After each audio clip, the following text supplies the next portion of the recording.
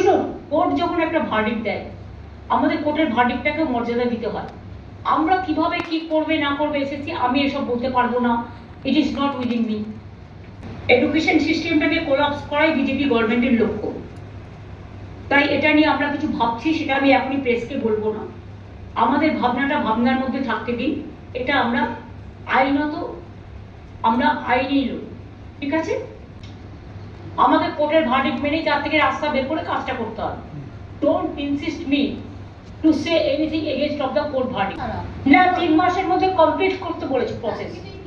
3 মাসের মধ্যে process complete করতে। এইটাই তো আমরা বলছি যে একজন দোষীর জন্য তুমি সবাইকে ঠিক করে এক জায়গায় যুক্ত করলে। এবং 2 হচ্ছে, আগের চিফ জাস্টিস এটাকে স্টে করে দিয়েছিলেন supreme কোর্টেরই। The then Chief Justice Mr. Chandrachud stayed the High Court verdict. তো আর একজন সুপ্রিম কোর্টের সিজে কি তার কাছ থেকে আমরা এইটুকু মানবিকতা আশা করতে পারি না যে একটা সুযোগ দেওয়া, আত্মরক্ষা সুযোগ দেওয়া? আমি দেখেছি ল কখনো বদলায় না। একটা জাজমেন্ট আর একটা জাজমেন্টের সাথে কন্ট্রাডিকশন হয় না, এটা আমরা শিখেছি।